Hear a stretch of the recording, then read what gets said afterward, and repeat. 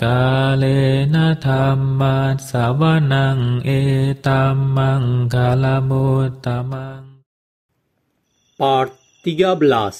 Karma Pencipta Sesungguhnya oleh Dr. Mentin Mon, BSc Hons Yangon, MSc PhD USA, Maha Saddhamma Jotika Daja, penasihat pada Kementerian Urusan Agama, Profesor di Universitas Misionaris Agama Buddha Theravada Yangon, penerbit Yayasan Hadayawatu, hanya untuk kalangan sendiri.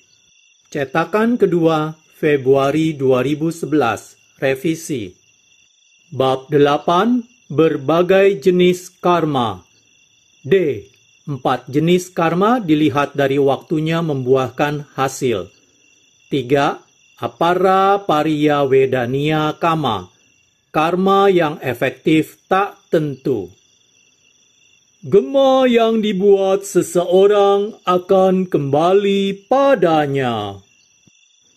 Mengapa Maha Moggallana dipukul sampai tulang-tulangnya hancur berkeping-keping? Mengapa kekuatan supranaturalnya tidak kuasa menghentikannya? Berita bahwa Maha Moggallana dipukuli sampai mati menyebar seperti api liar di seantero jagat India. Raja Graha, Ajatasattu, mengirimkan mata-mata untuk menemukan pelakunya. Para pencuri yang memukuli sang murid utama itu sedang minum-minum di kedai alkohol. Mereka mabuk dan saling beradu mulut. Dalam adu mulut itu, tanpa sadar, mereka menyebutkan bahwa mereka telah memukul murid utama itu hingga mati. Raja Ajatasattu membiarkan ke-500 pencuri dan ke-500 pemeluk kepercayaan itu ditangkap, dikubur hingga dada mereka di halaman istana, ditimbun dengan jerami dan dibakar hidup-hidup. Kemudian mereka dipotong-potong dengan alat bajak.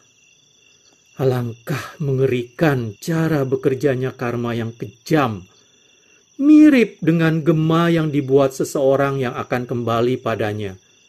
Karma yang efektif langsung yang dihasilkan dari kejahatan yang keji para pencuri itu membuahkan hasil pada mereka di kehidupan itu juga. Bagaimana dengan Maha Moggallana? Apa yang sudah dilakukannya?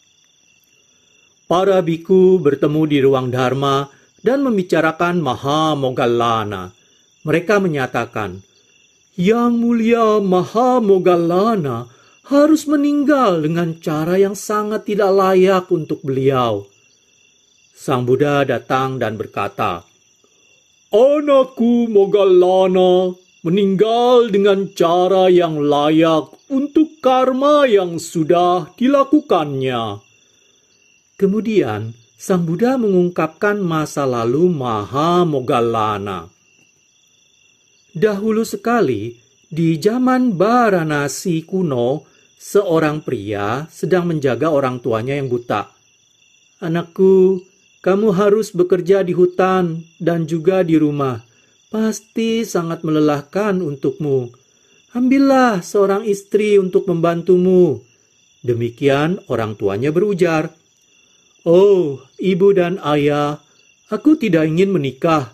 Aku akan menjaga ibu dan ayah sendiri sampai aku mati.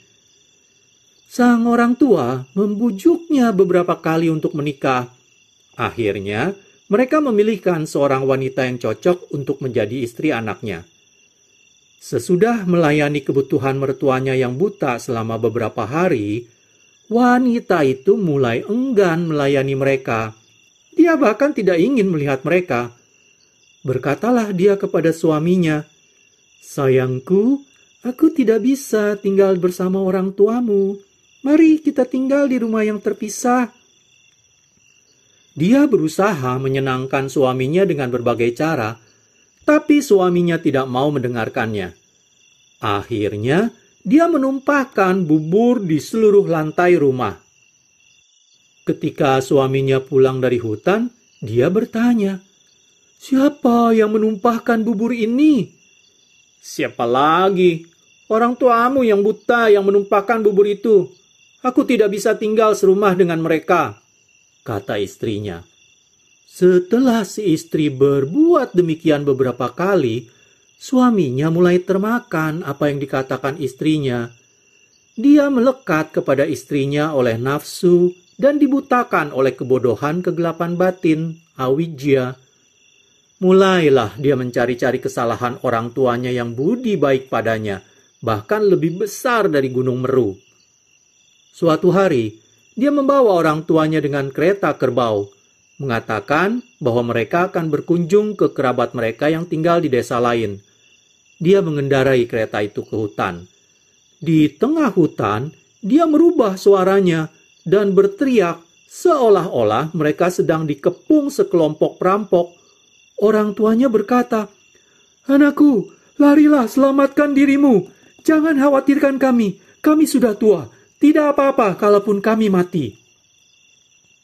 Meskipun orang tuanya menunjukkan perhatian dan cinta mereka yang sedemikian besar untuk anaknya, si anak dengan keji memukul orang tuanya sampai mati dan melempar mayat mereka ke hutan. Bagaimana seorang pria bisa dibutakan oleh nafsu dan kegelapan batin dan menjadi sedemikian kejam sampai tega membunuh orang tuanya tanpa ampun? Karena orang itu melakukan kejahatan yang sangat keji, dia masuk ke neraka Awici pada saat kematiannya. Dia disiksa tanpa ampun dan mati berulang kali selama jutaan tahun di neraka Awici.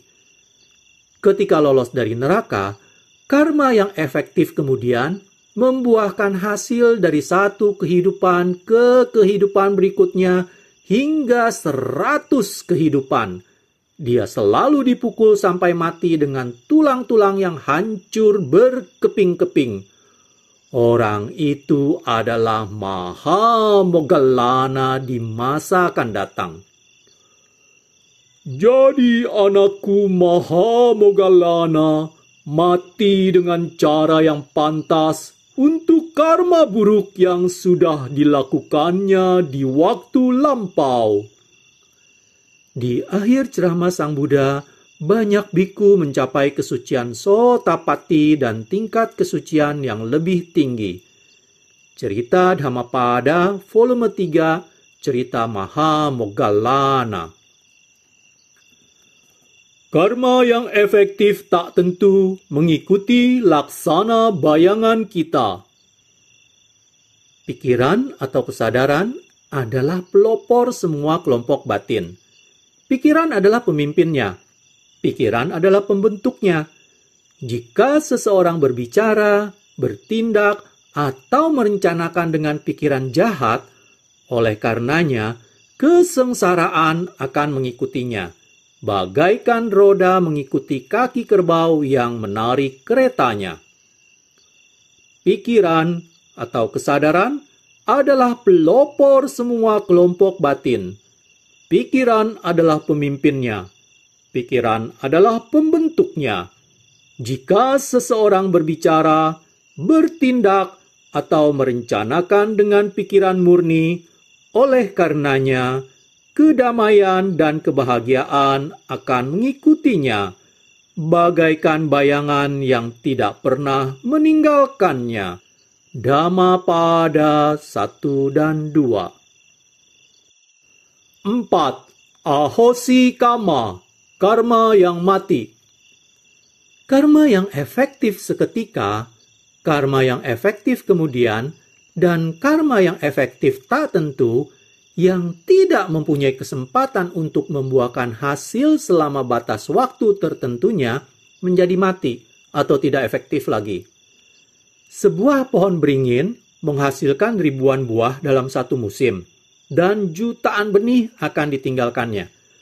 Meskipun setiap benih mampu menghasilkan sebuah tanaman baru, hanya sekitar 100 atau 1000 benih yang mempunyai kesempatan menghasilkan pohon. Sisanya yang lain menjadi mati. Demikian juga, miliaran karma baik dihasilkan dalam satu perbuatan baik, dan miliaran karma buruk muncul dalam satu perbuatan buruk. Jadi dalam satu kehidupan, tidak terhitung jumlah karma baik dan jumlah karma buruk. Hanya sedikit dari karma-karma ini mempunyai kesempatan membuahkan hasil. Sisanya akan menjadi karma yang mati. Sebagai contoh, Anggulimala membunuh banyak sekali makhluk hidup untuk mendapatkan 1000 jari telunjuk. Ketika Sang Buddha menasihatinya, dia membuang pedangnya dan menjadi seorang bhikkhu. Kemudian, dia melakukan meditasi dan menjadi seorang arahat. Karena arahat tidak terlahir kembali setelah kematiannya, semua karma baik dan karma buruk di arus batinnya akan menjadi karma yang mati. 4 jenis karma dilihat dari tempat di mana hasilnya muncul. 1. Akusala kama, karma buruk. 2. Kama wacara kusala kama, karma baik alam nafsu indra. 3. Rupa wacara kusala kama, karma baik alam materi halus. 4. Arupa wacara kusala kama, karma baik alam tak bermateri. Dilihat dari tempat di mana efek karmanya terjadi, karma dibagi menjadi 4 kelas. 1. Akusala kama, karma buruk. Kehendak yang berhubungan dengan ke-12 jenis pikiran buruk dan properti karma-karmanya yang tertinggal di dalam arus batin disebut karma buruk. Karma ini akan membuahkan hasil, yaitu kesadaran yang membuahkan hasil yang buruk, faktor-faktor batin yang berhubungan dan materi hasil karma di 4 alam sengsara, yaitu alam binatang, alam setan atau peta, alam raksasa atau asura kaya, dan neraka.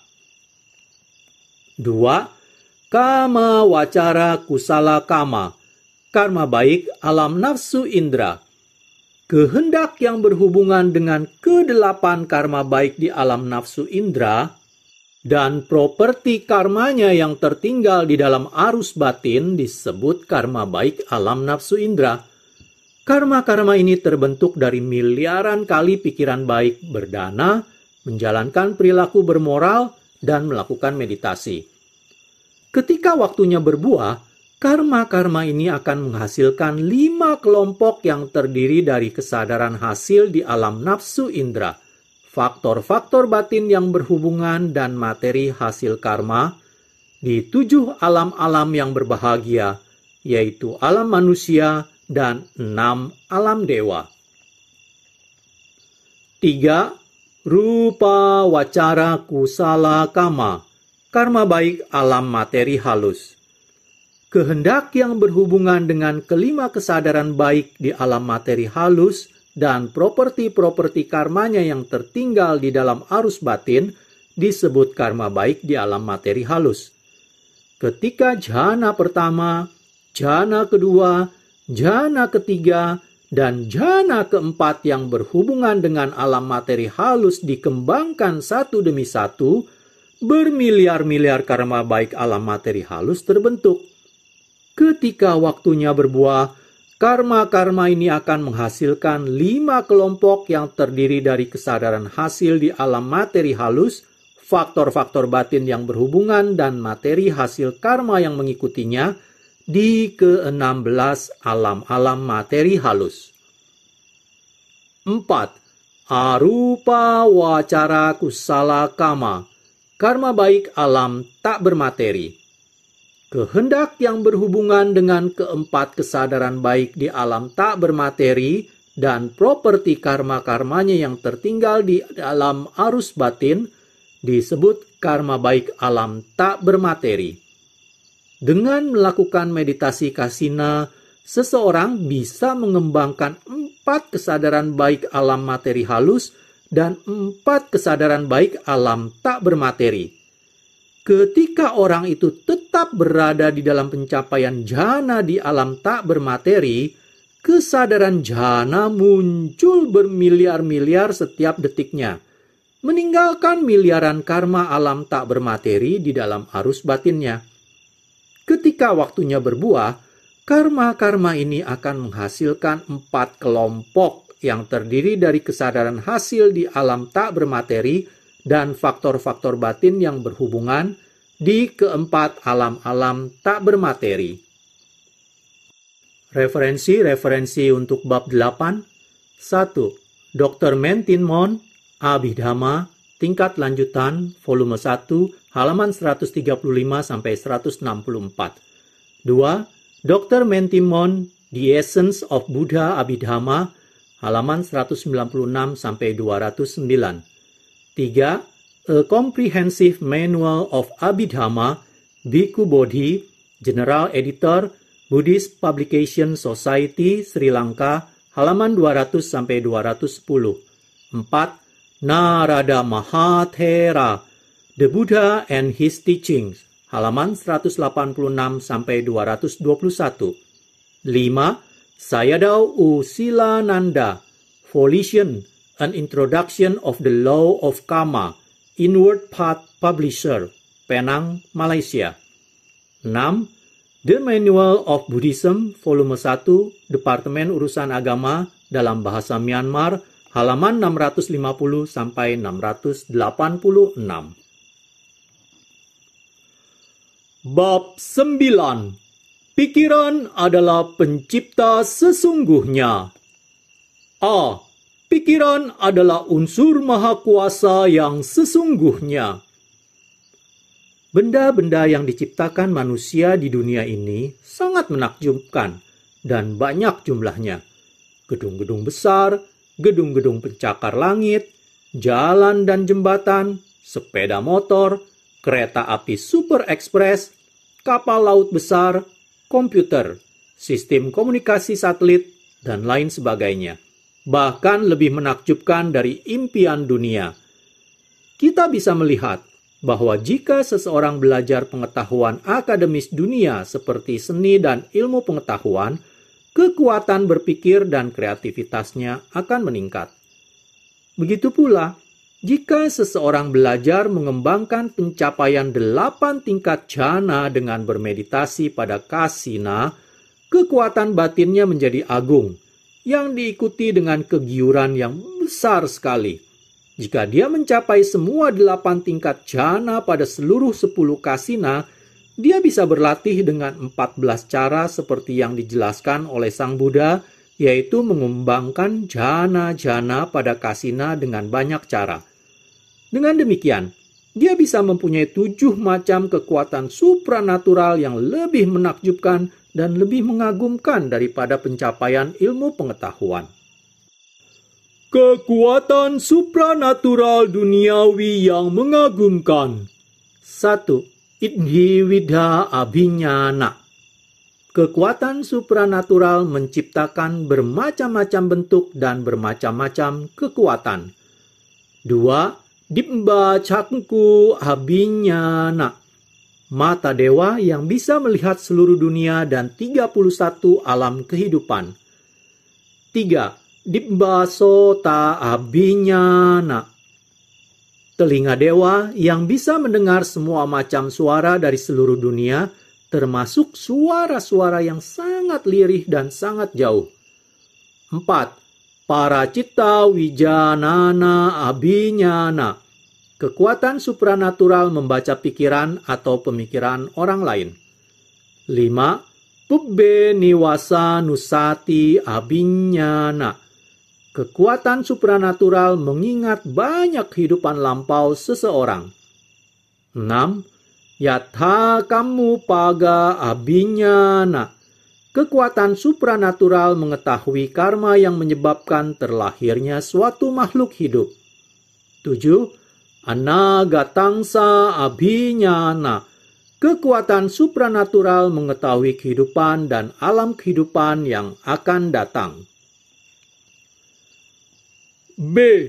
Properti mengagumkan dari kekuatan supranatural. Dengan kemampuan Iddhivida Abhinyana, seseorang bisa menyelam ke dalam tanah, bisa berjalan atau duduk di atas air, bisa bepergian jauh di angkasa, dan bisa menembus tembok dan gunung. Dari 1, dia bisa memperbanyak dirinya menjadi 100, 1000, atau 1.000.000. Setelah menjadi banyak, dia bisa menjadi 1 lagi. Dia bisa mengubah air menjadi ghee atau mentega. Dia bisa menjadikan dekat apa yang jauh dan menjadikan jauh apa yang dekat. Dia bisa menjadikan banyak apa yang sedikit, menjadikan sedikit apa yang banyak. Dia bisa menghilang dan muncul kembali. Dia bisa memunculkan apa yang tidak kelihatan dan bisa membuat apa yang terlihat menjadi tidak terlihat. Yang mulia Chula Panthaka ketika ditinggal sendirian di wihara hutan mangga, memperbanyak dirinya menjadi 1000. Raja Naga Nando Pananda membuat dirinya menjadi besar dan mengelilingi Gunung Meru dengan 7 lilitan badannya. Dia kemudian membentangkan kepalanya pada alam dewa Tawa Timsa sehingga membuat segala sesuatu di sana bisa dilihat. Dia sebenarnya sedang menghalangi jalan Sang Buddha dan ke-500 arahat menuju Tawa Tingsa. Yang mulia Mahamoggallana meninggalkan bentuk aslinya dan memakai bentuk Raja Naga yang sangat besar. Beliau mengelilingi Nando Pananda dengan 14 lilitan badannya dan menempatkan kepalanya pada kepala Nando Pananda, menekannya pada Gunung Meru. Nando Pananda membuat asap, dan Sang Thera juga membuat asap. Asap Nando Pananda tidak bisa menyusahkan Sang Thera, tetapi asap Sang Thera menyusahkan Nando Pananda. Kemudian Nando Pananda membuat kobaran api, dan Sang Thera juga membuat kobaran api. Hanya kobaran api dari Sang Thera yang bisa menyusahkan si Raja Naga. "Siapakah Anda?" tanya Nando Pananda. "Saya Mahamoggallana," jawab beliau. "Yang mulia, silakan kembali ke bentuk asalmu sebagai bhikkhu." Yang mulia Mahamoggallana kembali ke bentuk aslinya. Beliau masuk ke dalam telinga kanan Nando Pananda dan keluar dari telinga kiri. Kemudian beliau masuk ke telinga kiri dan keluar dari telinga kanannya. Beliau masuk ke dalam rongga perut si Raja Naga melalui mulutnya dan berjalan naik turun di dalam perutnya. "Yang mulia, tolong keluar!" pinta si Raja Naga. Sang Thera keluar dan berdiri di depannya. Nando Pananda meniupkan hembusan udara panas dari hidungnya. Sang Thera segera masuk ke dalam jhana keempat dan hembusan itu bahkan tidak bisa menggerakkan sehelai bulu pada tubuhnya. Biku-biku yang lain tidak bisa memasuki jhana keempat secepat Yang Mulia Mahamoggallana, sehingga mereka bisa mati hangus oleh hembusan panas tersebut. Raja Naga melarikan diri. Sang Thera mengubah bentuk menjadi supanya dan membuat suara keras dengan mengepakkan sayapnya. Beliau mengejar naga itu. Nando Pananda mengubah bentuk menjadi seorang laki-laki muda dan menghormat pada beliau dengan mengatakan, "Saya berlindung pada Anda." Sang Thera membawanya menghadap Sang Buddha. Dia menghormat pada Sang Buddha dan berkata, "Yang mulia, saya mengambil perlindungan pada Anda." Yang terberkahi mengatakan, "Semoga kamu berbahagia, Nando Pananda." Menjadikan apa yang jauh dekat dan apa yang banyak sedikit. Ketika musim kelaparan terjadi di Sri Lanka, Yang Mulia Mahaanula melihat banyak biku duduk di tepi sungai memakan nasi saja, yang merupakan hasil dari melakukan pindapata. Beliau memutuskan, hendaklah air sungai ini menjadi krim ghee. Dan beliau memberikan tanda pada para samanera.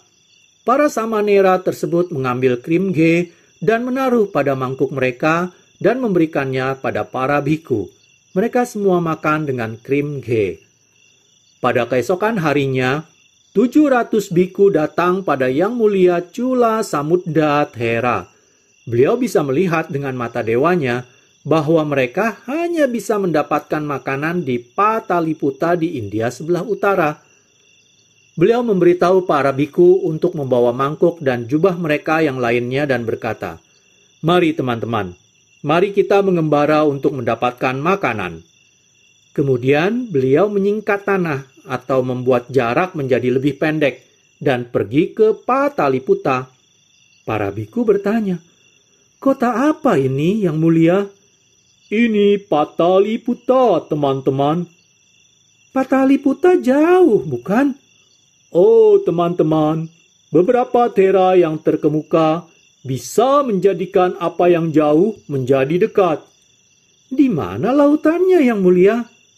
"Teman-teman, bukankah Anda menyeberangi sebuah selokan biru dalam perjalanan?" "Ya, tetapi bukannya lautan sangat lebar?"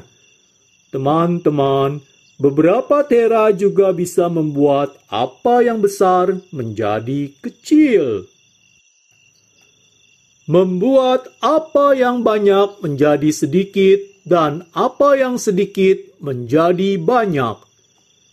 Pada suatu pesta keagamaan di Rajagaraha, 500 gadis dalam perjalanan menikmati perayaan tersebut. Mereka membawa kue bulan. Mereka melihat Sang Buddha, tetapi mereka tidak memberikan beliau apa-apa. Ketika mereka melihat Yang Mulia Mahakassapa, mereka semua mendekati beliau dan masing-masing mempersembahkan sebuah kue bulan dengan berpikir, "Inilah Sang Tera kita." Sang Tera mengambil mangkuknya dan membuat semua kue bulan berada dalam satu mangkuk. Yang terberkahi menunggu Sang Tera, dan beliau mempersembahkan kue-kue tersebut pada Sang Buddha. Seseorang juga bisa membuat apa yang sedikit menjadi banyak dengan kekuatan supranaturalnya. Sang Tera Mahakassapa, setelah keluar dari 7 hari dalam keadaan nirodha, berdiri di depan rumah seseorang yang sangat miskin bernama Kakawalia. Istrinya menuangkan sejenis bubur yang tidak berbumbu pada mangkuk beliau yang dia masak untuk mereka berdua. Sang Tera mempersembahkan bubur tersebut pada Sang Buddha. Yang Agung memutuskan membuat bubur tersebut cukup untuk komunitas para bhikkhu. Dikarenakan persembahan yang istimewa ini, Kakawalia menjadi seseorang yang kaya dalam 7 hari. Mengubah kegelapan menjadi terang dan menyingkap dunia. Orang yang memiliki kekuatan supranatural bisa mengubah gelap menjadi terang, bisa menyingkap apa yang tertutup pintu dan tembok, bisa membuat bukti nyata apa yang sangat jauh atau sangat halus, bagaikan menaruh sebuah rubi pada telapak tangan. Dikarenakan diundang oleh Cula Subadha, anak perempuan Anatta Pindika, Sang Buddha melintasi perjalanan 7 ligwa atau 21 mil antara Sawathi dan Saketa. Beliau membuat penyelesaian sehingga penduduk Saketa melihat penduduk Sawathi dan begitu juga sebaliknya. Setelah beliau turun di tengah kota, beliau membelah bumi menjadi 2 dan menunjukkan Awici. Dan beliau membelah langit menjadi 2 dan menunjukkan alam Brahma. Begitu pula, setelah membabarkan Abhidhamma selama 3 bulan di Tawatingsa, Sang Buddha berdiri di puncak Gunung Meru dan menunjukkan penyingkapan dunia atau Loka Wiwarana, yaitu peragaan kekuatan supranatural membuka lokasi berjuta-juta dunia atau Okasa Loka dan dunia para makhluk hidup atau Satta Loka untuk dilihat dengan jelas oleh manusia dan para dewa. Manusia bisa melihat dewa dan dewa bisa melihat manusia. Untuk melakukan ini, manusia tidak perlu melihat ke atas dan dewa tidak harus melihat ke bawah. Mereka semua melihat satu sama lain dengan bertatap muka. Ketika Sang Buddha turun dari alam dewa Tawatingsa yang terletak di puncak Gunung Meru ke alam manusia, Dewa Wisakama menciptakan 3 deretan anak tangga. Yang terberkahi menuruni deretan anak tangga yang di tengah yang terbuat dari rubi. Para dewa dari 6 alam dewa di deretan anak tangga sebelah kiri yang terbuat dari emas. dan dewa dari tempat kediaman murni dan dari alam Maha Brahma di deretan anak tangga sebelah kanan yang terbuat dari perak. Dewa Sakka memegang mangkuk dan jubah Sang Buddha. Maha Brahma memegang payung selebar 9 mil. Raja Suyama memegang kipas yang terbuat dari bulu yak sejenis lembu. Pancasika, Dewa Gandhabba, turun menghormat Sang Buddha dengan harpa Beluwa Pandu berukuran 2/4 mil. Pada hari itu, tidak ada satupun makhluk hidup yang hadir melihat Sang Buddha yang tidak mempunyai keinginan menjadi seorang Buddha. Ini adalah keajaiban menjadikan jelas dan nyata atau awibhawa pratiha yang ditunjukkan oleh yang terberkahi. Satu orang lagi yang bisa menunjukkan keajaiban membuka yang tersembunyi dan membuat terlihat apa yang tidak terlihat adalah Dhammadinathera yang bertempat tinggal di Walangkara, Sri Lanka. Beliau duduk di teras tempat pemujaan di Tisa Mahawihara, menjelaskan secara terperinci Sutta Apanyaka. Beliau memutar kipasnya ke bawah, sehingga segala sesuatu sampai awici terbuka dan terlihat nyata dan jelas sebagai satu alam kehidupan. Setelah membangkitkan rasa takut tentang neraka dan keinginan kebahagiaan surga, Sang Thera mengajarkan Dhamma. Beberapa di antaranya menjadi pemasuk arus, beberapa yang kembali sekali lagi, dan beberapa yang tak kembali.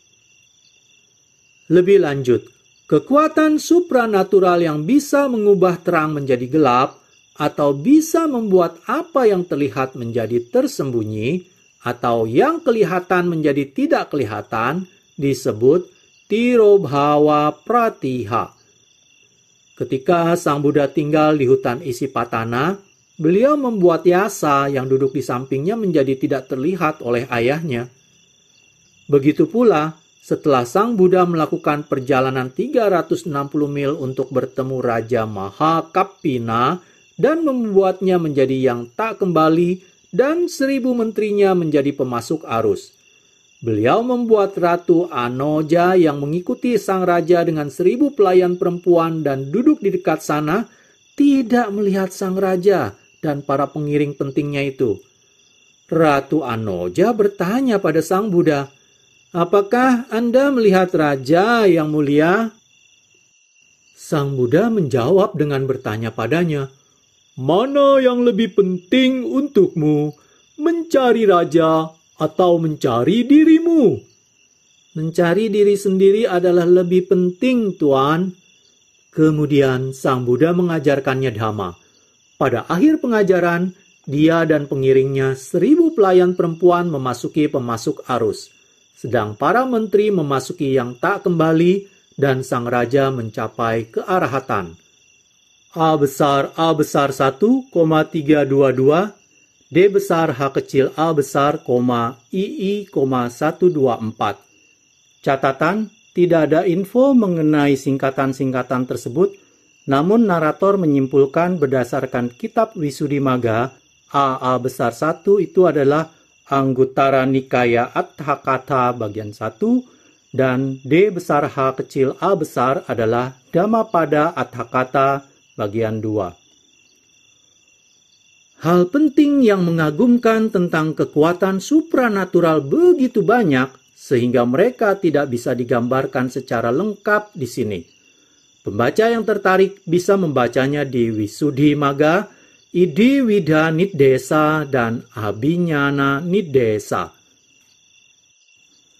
Kekuatan kreatif pikiran melalui karma. Kekuatan kreatif pikiran melalui karma lebih mengagumkan daripada kekuatan supranatural, karena karma menciptakan semua makhluk hidup di seluruh alam semesta. Jika seseorang bisa menerima kekuatan supranatural pikiran, seseorang bisa juga menerima kekuatan kreatif pikiran melalui karma. Dalam kenyataannya, karena Buddha Dharma menggambarkan kebenaran alam, ini adalah sangat rasional dan ilmiah.